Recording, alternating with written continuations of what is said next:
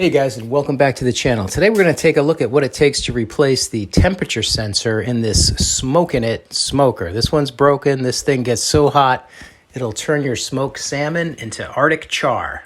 Little smoker joke there. All right, so it's a little hard to see in here, but in the back is the temperature sensor. It's on that little bracket, and we've got to get in there, take it off. Of course, to do that, you got to do it from the back. So let's take a look at what it takes to get the back off this thing.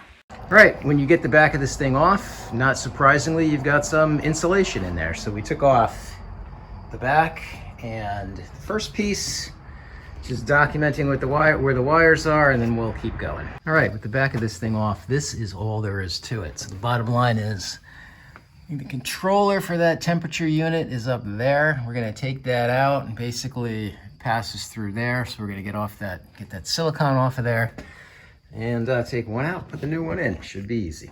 All right, so here we are, old one on the bench. We took this out from the inside. This basically just drops into this little bracket.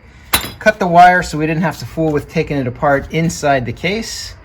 And now we're gonna run the new one in there, put it in the bracket, put it back together, and we should be smoking in no time. All right, so here we are on the inside, and you can see we've got that new unit in place and ready to go. Here in the back, we've run through the sensor wire. We've got it connected the way that it was connected before. We just got to drop it back up in there, and then we're going to put a little heat-proof silicone there and seal this sucker up. All right, last little thing we got to do is take this mounting plate off of the old unit and put it on the new one. 2 Phillips screws, and you're there.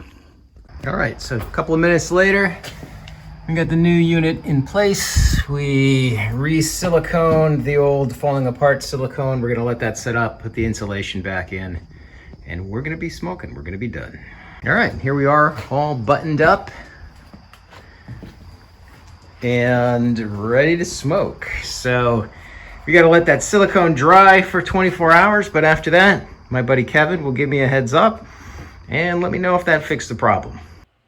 Hey guys, so here we are a couple of days later, and I got the word that the smoker is working. So if you made it this far in your video, you're having that same problem, replace your temperature sensor, and you're good to go. You can see that's a really straightforward procedure.